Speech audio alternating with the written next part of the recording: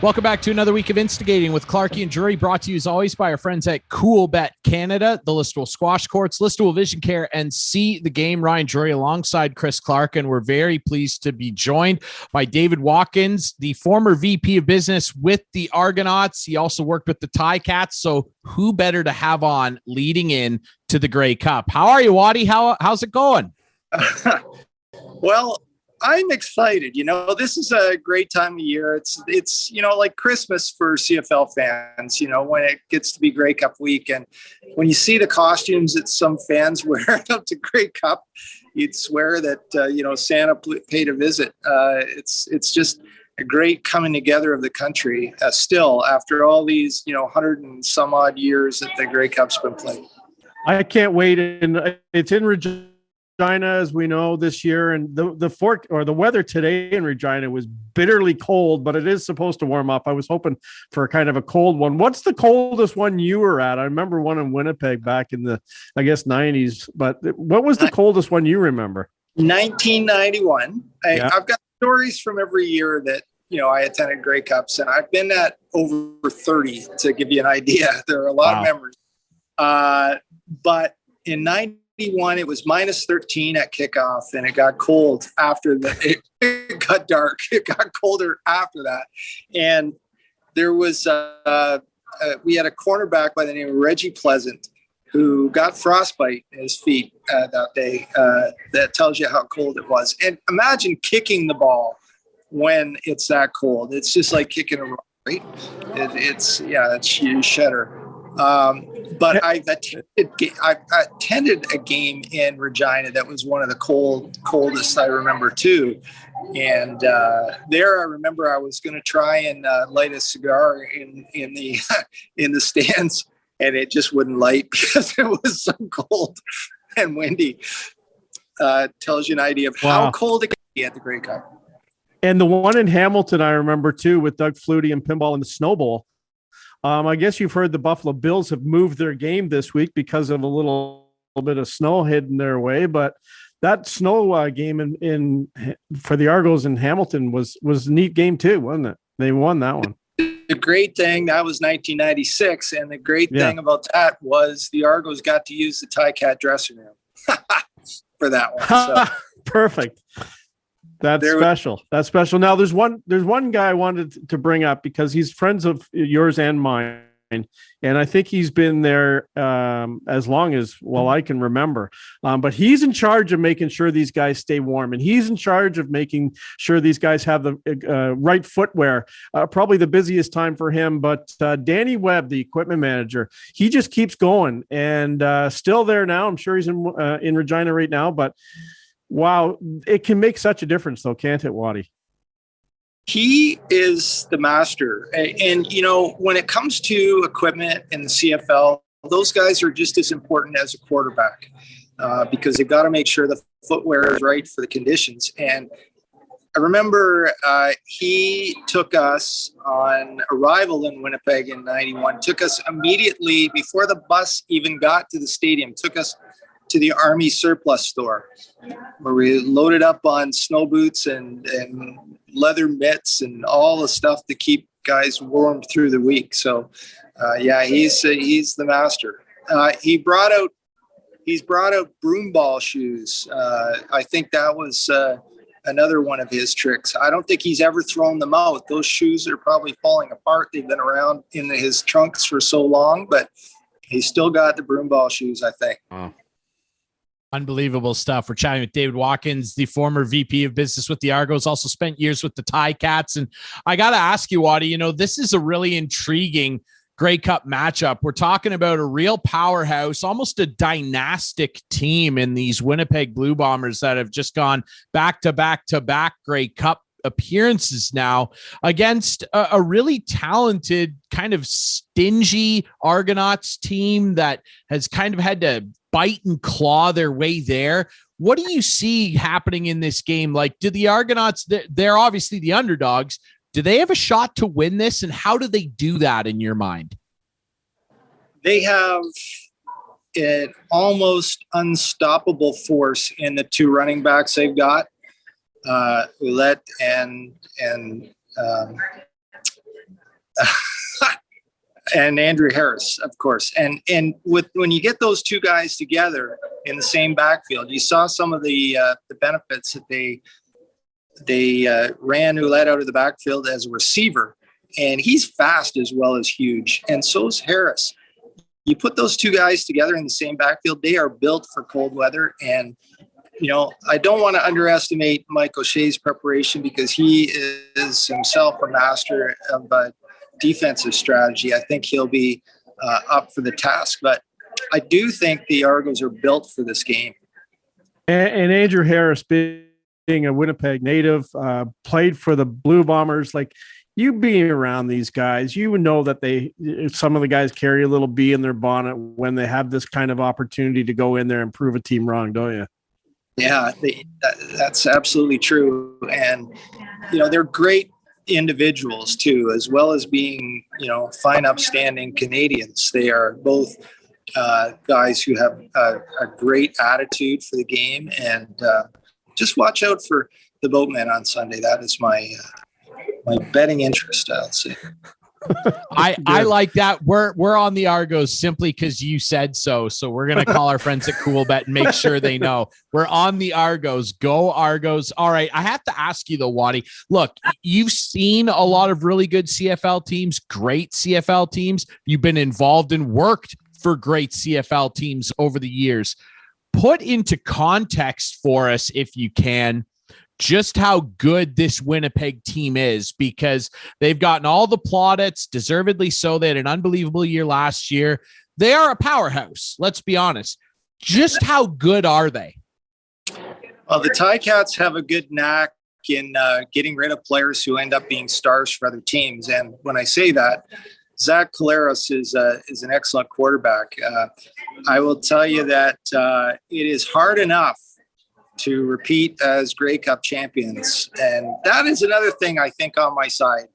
Only Edmonton Eskimos have managed to, in the modern era, to win 3 in a row. And they, in fact, won 5 in a row. That's just incredible to me, because you got hunger.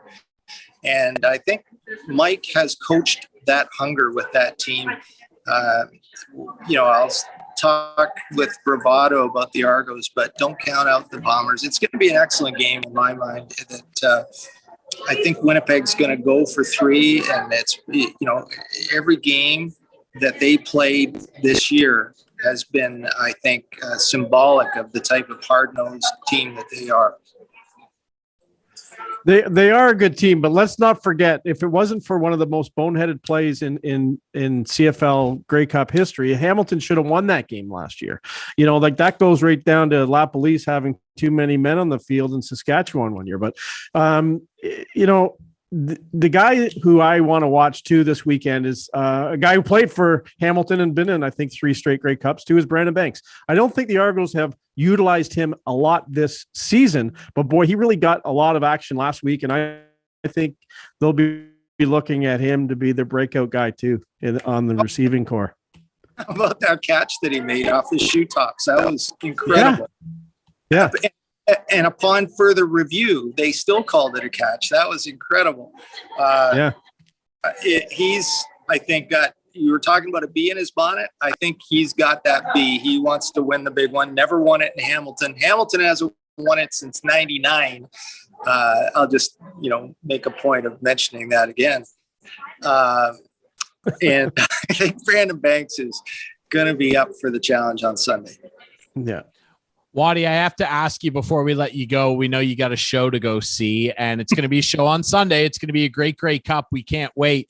I have to ask you about another developing storyline in the CFL. Obviously, Nathan Rourke was off to just a torch fire start to this season before he got hurt. He was going to run away with the MOP. He was unbelievable. He's now going to go down and work out with some NFL teams. And, we've seen guys try and go down before. We've seen guys come up from the NFL and have success, but we don't often see it go the other way necessarily. How good do you think this guy is?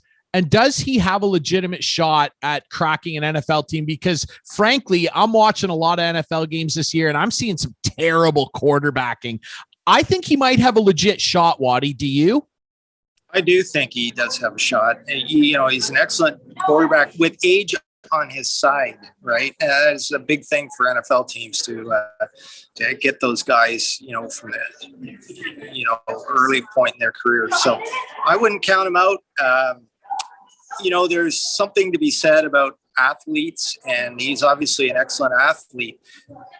I'm not saying this will be the case, but he may have life, to play in a different position. He could be a receiver. He could be a holder on field goal attempts. He could be a lot of different things. He's got that kind of versatility. Tough nut to crack to be an NFL quarterback, but don't count him out. He's another tough-nosed Canadian, that's for sure. Well, Waddy, before we let you go, give us your prediction. You've already said you think maybe the Argos. Do you have a score in mind for this one? I haven't really given it too much thought, but I think you're going to see, let's call it, I'm going to say Argos by 17. Wow. 27-10. That's I like convincing victory. Convincing victory. Well, yeah. Thank you for coming on. I know you're down in Niagara on the lake. Get out of there before the snow hits. There's 6 feet of snow coming to Buffalo. I'm sure a little bit of that will trickle up there. No.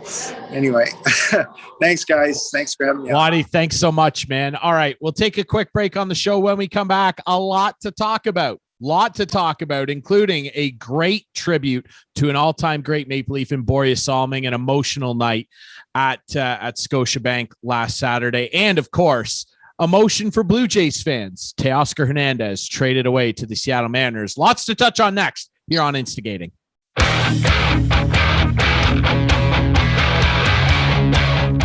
Welcome back to Instigating with Clarkie and Drury. Thanks to our friend David Watkins, former VP of Business with the Argos, and spent some years with the Ticats. He was great, Clarkie. We're on the Argos. Yeah, I'm on the Argos too. I think it'll be a little higher scoring. I'm thinking it's going to be like a shootout. It's going to be 42-34. 42-34. 42-34. We're going to have some scoring in this one. I'll go 42-34. Adam, write this down, please. Yeah, I'll go. What did Waddy have? 27-10 Argos? 27-10. 27-10. Yeah. You're going 42 and 34. 42-34. I'll go 30-24 Argos. We're all on the Argos. I don't know if that's good or bad. We're all on the Argos. We're on the boat, men. We're all rowing in the same direction. You know who's not rowing in the same direction, though? And coming up, we're going to obviously talk about Boreas Salming, the Hernandez trade from the Jays. You know who's not in the same direction? The NHL and a lot of their players on equipment. Boy, we've seen some nasty stuff happen. The Evander Kane thing, so scary. Cut right down to the bone on a skate blade. There's a lot to be said about this stuff, Clarkie. And literally the NHL announcing, as we record this, the NHL is now going to make it mandatory for all future players to wear helmets during pregame warmups. The rule will apply to those who entered the league in 2019-20 or later. Players who reached the NHL before then are exempt, so they're grandfathering this in on a 3-year basis now and going forward. We've seen some guys get hurt. Max Domi, a bunch of guys in pregame warmups taking pucks off the head. The Evander Kane thing, boy, it's it's preventable stuff, really. Right. That's exactly right. That was the perfect words, preventable. And, like these guys who don't wear their helmets, there's only one reason they're not wearing helmets, and that's just to look cool. That's the only reason. It's just to look cool. I've seen players before games, like straightening their hair before they go out on a pregame warm. Like, that's the only reason, right? They look around in the stands and they see some people and they, the wink's going and I don't have a helmet on. I'm cool. So yeah, you got to do it. You know what? Every once in a while I watch hockey and I get scared and I'm like, God, that could happen to me. I'm a goalie. I'm down on the ground a lot. My back of my legs are exposed a lot. It wouldn't take anything for some guy in beer league to lose his balance and step on my leg, the back of my calf or Achilles or whatever. Right. So it happened. I can't remember what goalie it was, but a goalie a couple of years ago, it might've been Lundqvist. I'm not sure. Got a stick through the cage. And I used to wear the cat eye cage that most goalies, well, all the goalies in the National Hockey League have. Well, Clarky, in the playoffs, that happened to Darcy Kemper last playoffs. Yeah. So I saw that and I said, you know what? Why? Like, I can get used to one of the CSA approved ones that you can't get a stick through. And I changed and I'm fine. I'm not good anyway, but I like it. I don't find my vision. It's just something you get used to, right? Sure. Probably I could see a little bit better with the cat eye, but I've moved to the CSA approved mask that you see in the World Juniors. You see all the goalies wearing all the way up until the NHL, and then they want to get a bigger hole so they can see out of. So I did that. Well, yesterday I was on Amazon and I'm just Googling hockey socks, Kevlar, Andy cut. And I bought a pair and they're actually regular socks. Like not that we would wear every day, but hockey socks. And they're supposed to be cut proof. And I bought they were $26. Just buy them. Just protect yourself, people. Just go out there and you can buy regular socks too that you wear every day that are for hockey. And they're cut proof as well. And I bought a better neck protector. I had a neck protector, but it had not a anti-cut on it. So I bought one of those because you wouldn't want, your neck slashed. That's probably not a good idea in hockey either. And we've seen that happen once in the National Hockey League too. So I'm at the age now where I don't really want to, and I just don't want to get cut. I don't want to when it's preventable. And that's what you said, is preventable. So let's prevent it. And I looked at, they have sleeves that will cover your wrist as well. Now my goalie gloves go up pretty far. I don't wear out gloves like a lot of the guys do that are very short nowadays, or like gardening gloves. I tell you what, cover up those wrists and wear some anti-cut stuff on those. And that you can buy either a full shirt that comes right down that has anti-cut stuff on the sleeves, or you could just buy a wrist protector that you just slip on. I just think it should be mandated in the National Hockey League. I don't know why guys, you know what? Here's the reason. And I know for a fact, because I tried this a few years ago. It's hotter. It doesn't breathe. It is a lot hotter to wear that kind of stuff. But again, I'm at the place now where I don't care. I don't care if it's hotter. I'll just sweat more, but I'm not going to get cut. And that's what I'm trying to prevent. Yeah, I mean, you think back, with the neck stuff, which is like the freak of all freak injuries, but Malarchuk, Richard Zednick a few years ago, that was really scary. And now, you see it with Evander Kane. Other guys at other levels have had really scary cut injuries. And yeah, I mean, even when I was playing, I was wearing Kevlar. I wasn't good either, but I'm not in the National Hockey League. And again, it's all a comfort thing. We know that these guys are creatures of habit, and they like to have their stick a certain way and their sock a certain way, and they get dressed the same way all the time. Well, maybe it's time to start rethinking your routine here. Cause I mean, look at Evander Kane. I mean, he's going to be out for probably about 4 months. It cut him right down to the bone. That was really scary. You could die, you lose that much blood. It's just really, really serious thing. We think about what happened with Erik Karlsson years back when he got stepped on the back of the skate, getting tangled up with Matt Cook. This is stuff that doesn't need to happen. And I found it, interesting, and this stuff is available too. And after Evander Kane got cut, TJ Oshie, who has his own hockey apparel line and equipment line, went on social media and shared that his company, what is it? War Road brand, where he's from, War Road, Minnesota. He has his own brand of fully up to the cuff anti-cut material, and he wears it every game. TJ Oshie's a pretty good player. I don't know.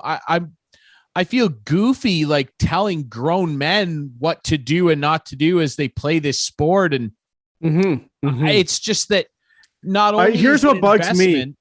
What bugs me is you can't tell me what to do. You can't tell me what to do. That's what bugs me. Just mandate in some ways, you kind of can, though. It's got to be you kind of can. The bargain Well, look, I mean, they've mandated this helmet rule. Yeah, I'm sure players aren't a fan of that. I think it's more of a thing where that's a rules thing. This is more of like a workplace safety thing. I would assume that because of the way the league's pay structure is, that you can mandate stuff like this without the players' approval. And look, hey, no, and we'll touch on this in the next segment. Nobody wants to side with the owners on anything less than me, but it is an investment that they make in these guys. And now, exactly. Kenny Holland and the group out in Edmonton, they're without a guy who's become a really consistent power forward for them in Evander Kane for a really long time, for something that could have been prevented if he was just wearing different stuff. And we saw it with Mikheyev with the Leafs. He was out for months. Same thing. Wrist. Absolutely. Same thing. It's look, happening. hey, it's happening. Skates are sharper. Skates are like really sharp now.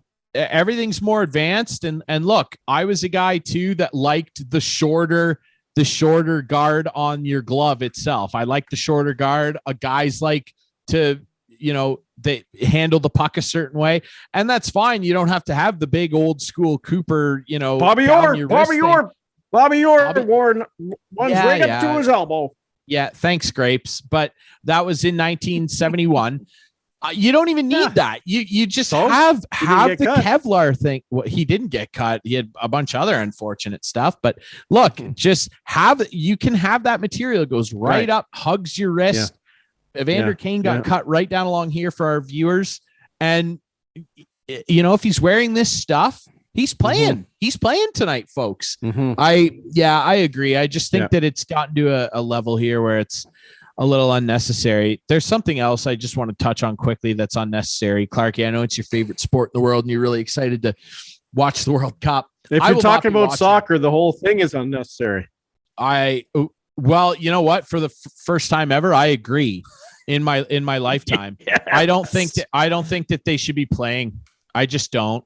I think it should be canceled already. As we record this, a ball hasn't even been kicked. And look, I'm happy for Canada. I'm not anti my own country. I'm very happy for Canada being there. I'm not watching this tournament. I'm not doing it. And look, you can call me woke or whatever the hell you want. I just don't care. I'm not supporting this Qatari. Well, tell us why, Ryan. I mean, oil I'm sure regime. I know. Tell. I'm just not doing it. This country is sick. They killed thousands of people and buried them underneath the stadiums to make this happen. They got this World Cup with no prior infrastructure. They had to build everything and cost people thousands of poor migrant workers their lives to do it. It's baffling to me. And there's a great new documentary about it, FIFA Uncovered on Netflix, where they go into it all. The United States should have had this, or England. There's tons of stadiums already. Nope. Have to make these Qatari oil barons happy. It's a joke. Right. I think that country and the way they treat women, I think that country and the way that they treat the LGBTQ community, you're not allowed. You're actually put to death there if you identify as anything other than heterosexual. It's embarrassing to me. And we saw the Danish, TV news crew there out filming in front of the media center. They've got media credentials approved by the royal family or whoever the hell's running the show over there, the oil people. And they're out there filming, doing a hit on Danish news, and they come and they shut them down and took their camera. And the guy in obviously Danish said to them, you invited the world here. Like, this is what it is. It's the biggest tournament in the world. You can't just not let people film. And they issued an apology the next day and all this stuff. It's embarrassing beyond belief. It's the most embarrassing sporting event of modern times. It's sickening that this country and the way, and look, it's not a thing where I'm sitting here and I'm anti-Islam. I'm anti-Arabic countries. I think it would be a good thing to have the World Cup in an Arabic country. It's not a thing of I don't want it there for X, Y, and Z. I don't care what religion you are. I really don't. But that country and the way that they treat their citizens and the way that they treat people is unacceptable to me to have the world's game there. It's sick. It's sick. I'm not watching. Pardon me. I'm so mad. I'm not watching. I wish Canada well. I can't watch this tournament, Clarky. I think it's sickening that they're doing this. I hear you, bud. Let's take a break, and I'll rile you up a little bit more after the break. How's that? Yeah, great. Yeah, let me.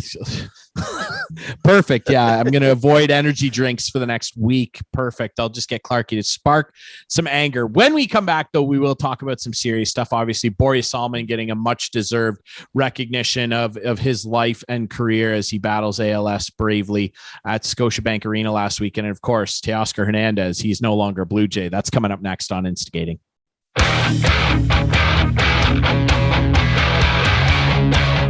Welcome back to Instigating with Clarky and Drury this week. Ryan Drury back here with Chris Clark as lots to still talk about here. Let's talk a little bit about the Maple Leafs and the Maple Leafs. Clarky, all right.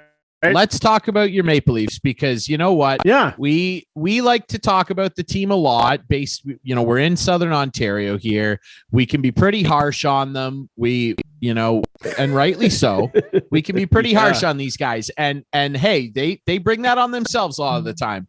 But I will say that last Saturday night was a moment where they really, really got it right. Not only on the ice, thank God they won that game because they blew it on Friday with the Hall of Fame game. But Saturday, when they actually honored Borje Salming, they really got it right. They won the game, and the pregame show was just immaculate. It was. I was out of town, but I did tune in on my phone on a drive from Nashville to Williamsburg, Kentucky. And I watched the entire game ceremony on my phone. So it's such a sad time with Borje and his ALS and his battle. And it was very touching, like you wonder if he'll be at another Leaf game. And it's something that, the Montreal Canadiens always do well when they honor their players. And, and it's good to see that the Leafs did this, and it touched a lot of people. And I thought it was very touching as well when Sheldon Keefe started 6 Swedes on the ice for the game. The Leafs have 6, and they all started. It was a nice touch, a nice tribute to Borje. And it's going to be sad moving forward because it's as you know, not something that can be cured. Yeah, it's a stark reality for sure. I thought it was a great send-off for many people, my mom included, growing up watching those teams. Many people would say the greatest Leaf. Like, for a lot of people, Borje Salming is the be all end all in terms of effort. He's everything that the Leafs fans love. Not only was he an extremely talented player, and he probably got screwed out of at least 1 Norris Trophy. Some would say probably 2, but it was his battle level, like something that we talk about so often with this team nowadays that he had an abundance of. Like, this guy came over and was, pigeonholed as, a chicken Swede, a European player who couldn't last in the rough and tumble bully era, I'll call it, of the NHL, the Flyers flying around, punching everybody in the face. And this guy took more abuse probably than almost any NHL star really ever. Like, I mean, him and the Rocket took some serious abuse on the ice that guys nowadays would shudder at. And and he survived it all and gave it right back. Like, you think about the skate blade in the face with the stitches, 150 stitches. I mean, all of the fights that he got in, the beautiful plays that he would make, easily at the time one of the best skaters ever. He could just fly out there. He was literally a complete hockey player, and to see him going through what he's going through now is obviously terrible. ALS is just such a robbery of a disease, and you said it, Clarky, it's probably the last time that we'll see him over here. And I mean, I was in tears. Like, honestly, I don't think there was a dry eye watching the screen or in the building, seeing Daryl Sittler, like his good buddy, like it just emotional. Tiger was there too. Tiger and Daryl up in the box. And Matt Sundin was over with him and his family. It was really great what they did. And I will say that, again, we harp on the team. They can't win in the playoffs, blah, blah, blah. One thing I will say, though, for Brendan Shanahan in his time is he has done a really good job of touching back to the roots. Harold Ballard did a lot of damage to this organization, and you could argue that the teachers' pension people kind of didn't do much better. I will say this for Brendan Shanahan, whatever his legacy ends up being, he's done a great job of going back to the roots and reconnecting this generation of Leaf fans to the great past that the Leafs do have, Clarky. Yeah, there's no question about it. And it did start before Brendan got there. I was there, and it was happening then, like between, I don't know, 2004 to 2011. They were, all the old players' photos were back up. Like they used to be at the Gardens. They never really got them down at the Air Canada Center at the time. And they slowly did it. They slowly started honoring the guys and putting their numbers and names in the rafters. And then Tim Lewicki came in and said, you know what? We need to move forward. We need to get rid of all this. And they got rid of it all. And I'm like, I'm sure you've gathered from my rants before about Tim Lewicki. Some people love him. And I'm not one of those, put it that way. And then Brendan came in and it's turned back around and I it's good. And the team is playing well. The team has done it again. Same as last year. They had a terrible start and now they're up to 7th in the National Hockey League. Their goal scoring is mysteriously low. They're like 24th, I think, in the league in goal scoring, but the goalies are playing well. The defense is playing well, even though they're still giving up chances, but their goals against is what's keeping them in and making them win right now. And I'm frustrated about is the whole National Hockey League when it comes to trades. We spoke a little off air about the OHL and how you can make trades so much easier because there's no salary cap. The NHL just seems to have a stranglehold on player movement that doesn't happen. And it's so hard, I would assume, to make a trade because the Leafs aren't going to win the cup the way they're structured right now. But I firmly believe if they can make a couple of deals, they can be there. And there's some guys out there who I think they should target, and we'll see what happens. But you just sort of get the feeling that Kyle Dubas can't do anything because he hasn't done anything. Like, I give him credit. Everyone was calling for just something to happen when they were, 2 weeks ago, right? Or 3 weeks ago when we were talking. Who were we talking to? Dangle. And it was just like, they got to make a trade to make a trade. Well, they didn't, and they turned it around again. And they didn't fire the coach. They turned it around with Sheldon Keefe. But there's some teams out there, and I keep looking at Vancouver thinking there's got to be a match. There's got to be a match with Vancouver. So we'll see what happens. Well, I know that in the past you've brought up JT Miller. I don't think our friend Steve Dangle wants anything to do with him. If you saw his recent podcast, he shredded him pretty hard. But no, I know, in essence, I know what you mean. And again, I'm really just kind of tired of the salary cap. I think that overall, I think it's done more harm than good. I just think that just think that they need to go to a luxury tax system. And look, I've complained a lot about the structure well, I know. And that's because of Gary Bettman. I'm just going to say there's no way those lower teams, right. And the lower teams, the teams that don't make the money, don't want that in the league because then there'll be imbalanced. Listen, yeah, but what? I don't care then. Then I don't either. Don't own a sports team. I'm sick and tired of this. Like people just going, exactly. Well, this owner won't be able to. Don't own a team then. Right. So and look at and Ryan, like right now, the Ottawa Senators are going to sell for $800 million to $1 billion. Uh-huh. Do you think someone's going to buy the Ottawa Senators, who have been a perennial bottom feeder for so long, if they can't make money? These teams are making money. Don't kid yourself. They're making money, or they wouldn't be getting bought for $800 million. Like, it's ridiculous. There's a thing to be said about appreciating value and the year-to-year income. And fine, look, I'm not an economist, but I'm not dumb either. I understand that a lot of these teams and baseball's problem is they have too many extremely rich cheapskates. Yes, John Fisher is not spending money with the Oakland Athletics. The guy's worth $4.5 billion. Don't own a team. You don't want to spend money and keep Matt Olson and Matt Chapman here? Don't buy the team. Sorry. Right. Like, I'm sick and tired of people making excuses for these rich pigs. I don't care. I happen to love the owner of my NHL team, and I think he'd spend well above the luxury tax if there was one. I think Ted Leonsis is great. I'm not going to accept excuses from him, though, when money comes in. The Barry Trotz fiasco is a great example. They wouldn't pay Barry Trotz $6 million a year after he won a Stanley Cup.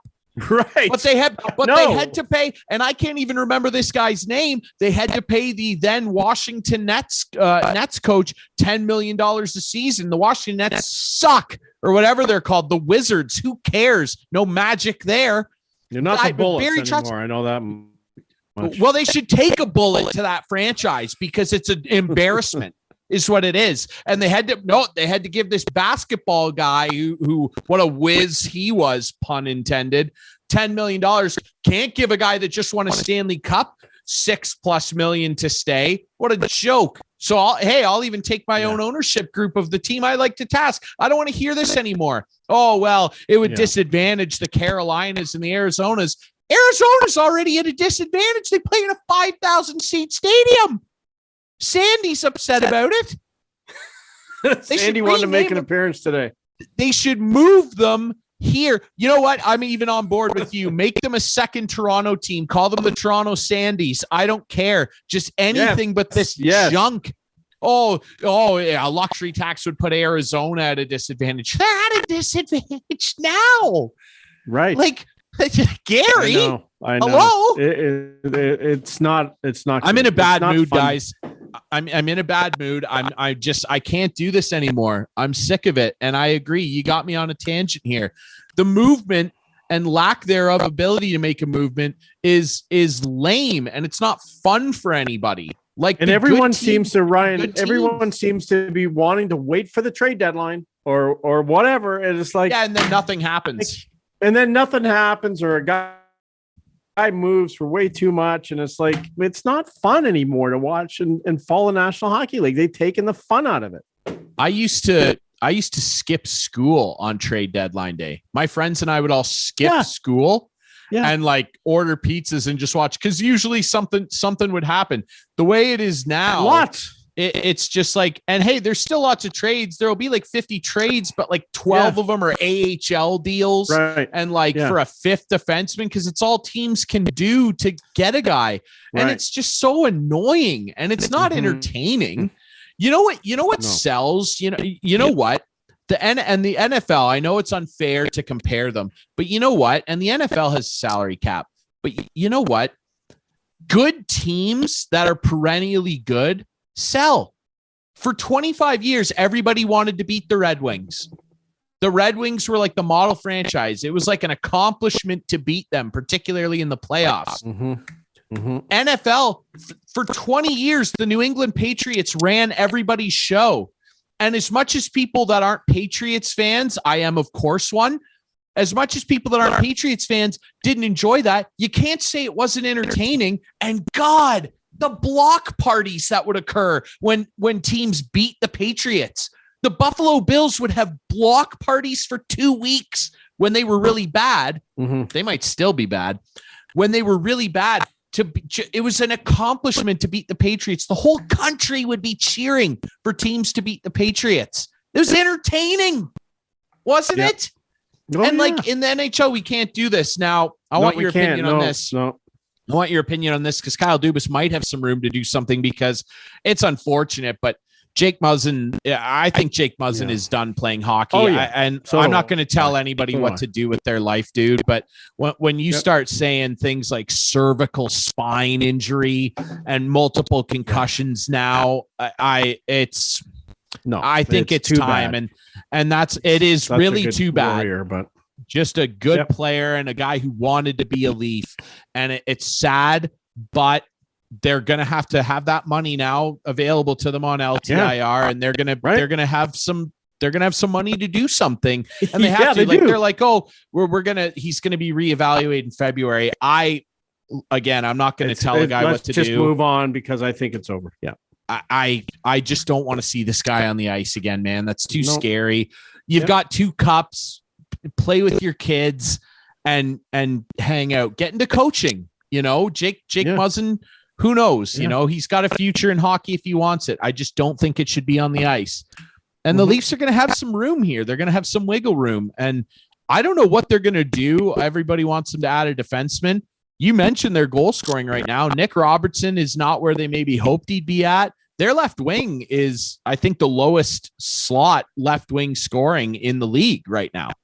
Like Kerfoot's got like 6 points. Bunting, who finally scored a couple the other day, is not having a good bounce back season. He's probably costing himself some money. And Robertson can't get in. Where this team would be right now. I hate to see where this team would be now without John Tavares. 400 career goals, man. Let's talk a bit about that. I mean, what an accomplishment. John Tavares has done unbelievable. I almost think he's like underrated because people hate on his cap hit now. And I've been one of them. I still don't like it, but let's talk positively about a guy who deserves it. He just works so hard. He's a model leader. He does all the little things right out there, and he's still such an effective player. There are very few players in the NHL who are better in tight to the crease in terms of generating offense and turning pucks over than John Tavares. And we're talking about a guy that was, an exceptional status player. He broke Wayne Gretzky's junior hockey goal scoring record. Like, let's not forget that this guy is a goal scorer, and he's shown that he can do it at the NHL level. And he almost scored 50 his first year as a Leaf. Yep. It's just another great accomplishment for a guy that unless you're an Islanders fan, it's hard not to be a fan of. Yeah, he is setting the example game in and game out. He has not taken a day off. And there's a couple of other guys on the team right now who are struggling. And how much credit you're giving to Mitch Marner for John Tavares' success? Well, Tavares was scoring before Mitch Marner was put on his line last week. So yeah, the quiz on the broadcast the other day was, if Marner's playing with Tavares all year, is he going to get 40 this year? And he's on pace. He's on pace to get 40 again. And it's just his work ethic that to me is like just unbelievable. So I think the guy who's got to get going is Austin Matthews. He's the guy who has got to get the scoring going, and he keeps showing signs of it, but he hasn't gone on that tear, which we are getting, are accustomed to over the past 5 years, 6 years. So I think in the long term that the scoring is going to be fine. But again, I just wish that we could see some trades again. What has there been? One trade in the NHL this year? It's the only one I remember is Ethan Bear, right? But I don't know, man. Yeah, there's been a couple small things, and it's just, I don't know. People are whispering about Erik Karlsson now and how he'd be willing to leave San Jose. It's just that guy makes $11 million. Who is picking up the tab here? You want the Sharks to retain half of that for another 4 years? That's pretty gross. And he's having a really good season, a resurgence. One of my favorite players ever. Erik Karlsson, everything that happened with his ankle, it's unfortunate. It's an incredible story that he's playing this well. It really is. But man, he makes too much money to be traded, right? Don't you think? Oh, geez. Well, it would need to be unless you can get a couple of teams involved, right? It would have to be, man, because it would have to be. Yeah. To have San Jose take half of that, essentially $5.5 million. You would need them to maybe eat 2.25 have another team involved eat another 225 and have you absorb 5. Like that's what it would have to be. And if there was more of an opportunity to trade more freely without these numbers and calculators that we have to get out every single time we're like, our team should make a trade. Oh, can we afford that? Let me carry the 1 and divide by 5. Like it could happen, but you're right. It's probably going to have to be a multi-team thing to try and do something like that, Clarky. Yeah, I agree. I'm annoyed. I'm just annoyed, man. Like I'm sick of calculators. Like it's not fun. Like, isn't this supposed to be fun? No. Like sports? No, I know. That's what I'm saying. I just I don't know. I just think that there's got to be a better system here. And the whole thing with salary caps is it's like anything in life right now. It's rich guys talking down to us dumb peasants, thinking we're all stupid and selling us these buzzwords. Mm-hmm. What was it with Gary Bettman in the lockout? We want parity. We want equal footing. We want competitiveness. Like the same 5 or 6 teams are still winning the Stanley Cup. For all the parity that we apparently have, like the Penguins have won 3, the Blackhawks have won 3, the Kings won twice. You've got a couple of newer teams. Like it's just like, oh wow, what parity. Boy, it's what parody. Hasn't it been so much parody? Isn't this fun? It's a joke. Yeah, I'm sick of it. I don't know, man. It is a joke.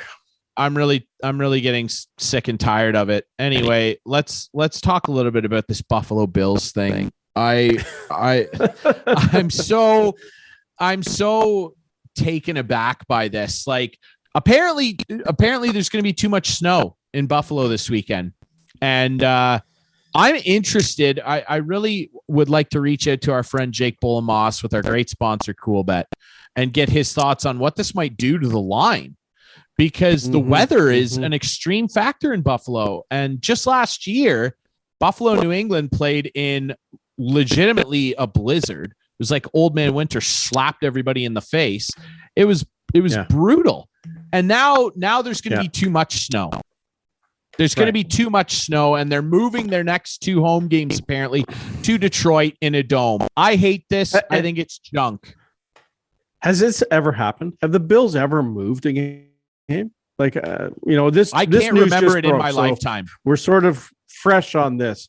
But it just takes away. Like, I would watch anything if there was snow. I'd maybe even watch a soccer game.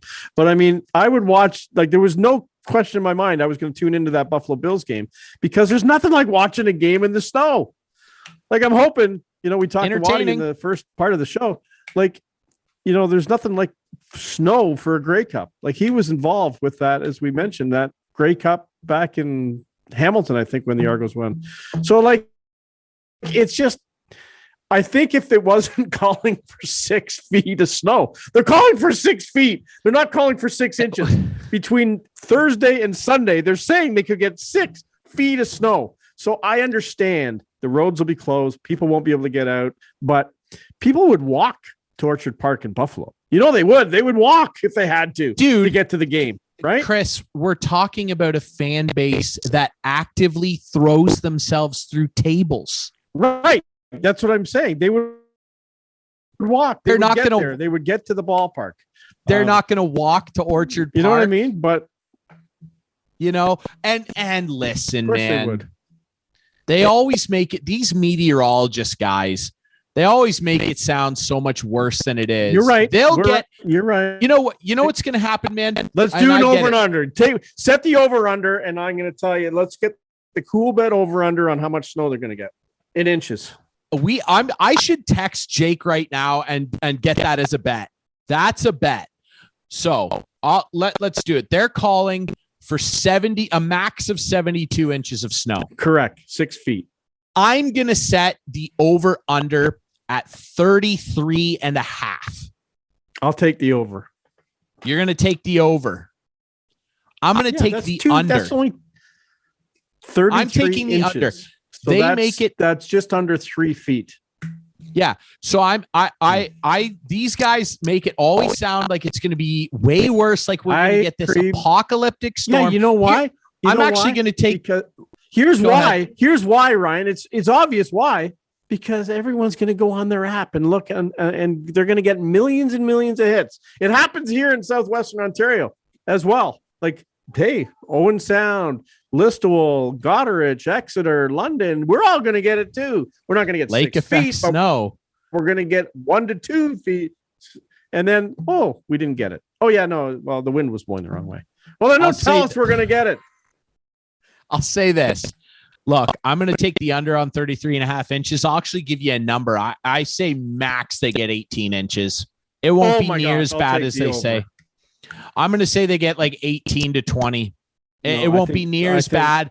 And this goofy move to Detroit will seem extremely dumb Sunday afternoon. I will say this. Okay, Producer Adam, make sure you have that clip ready for next week because we're going to relive that right there. Under 33 and a half. And I'm going to take that they get 18 to 20, like max.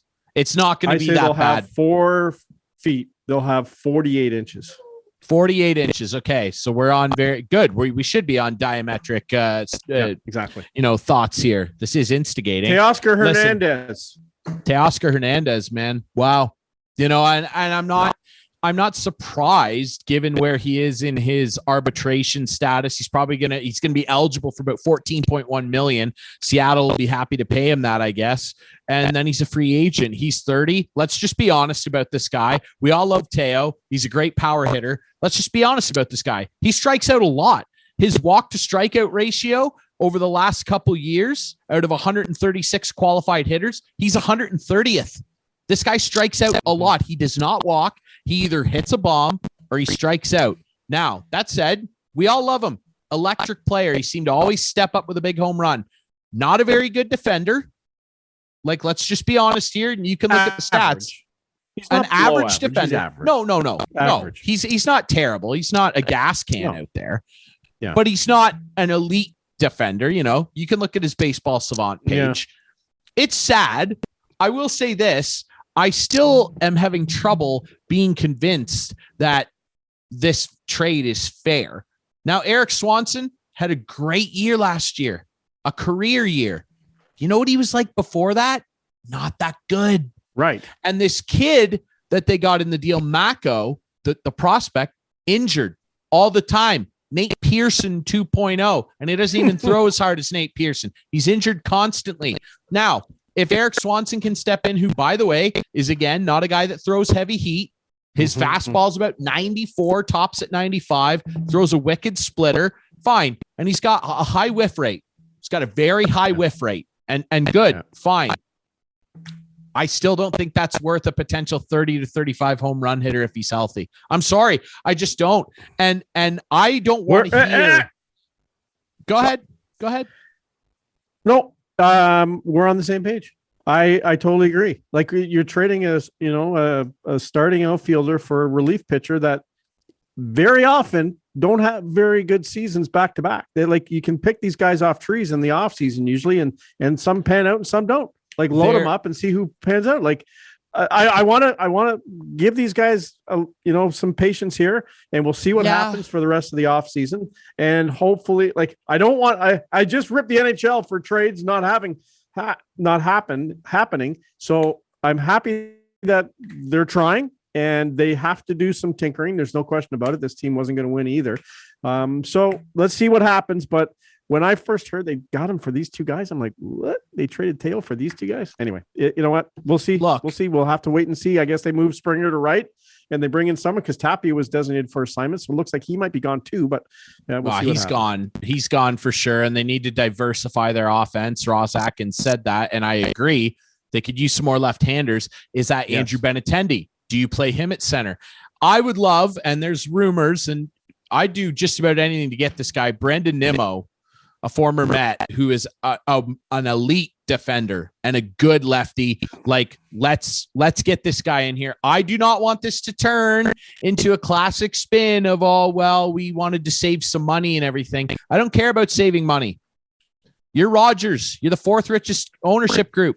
No. You Don't go replace there. this Don't go money there. and you bring in some pieces, a center fielder to help, a lefty bat, and way more. There needs to be more work done on this bullpen. Okay. I'm not doing this again. I'm not doing it again. We need more. Get Nimmo, get some more relief pitchers. Figure it out. I'm not doing this again. Yep. All right. We'll wrap up. That's it for the show this week. We really appreciate everybody watching. As always, you can watch this show Friday nights at 8, Sunday nights at 9 with our friends on Whiteman TV. That's channel 6 for Whiteman subscribers. We debut on our YouTube channel Friday nights at 9. Follow us on social media at Instigating Pod. We appreciate all our great sponsors, including CoolBet, the Listowel Squash Courts, Listowel Vision Care, and See the Game. We're on the Argos. We're on the Argos this weekend. Let's see if they can make a happy guy. Oh, no. Let's do it, baby. That was passionate. We're on the Argos, and we'll see you next week.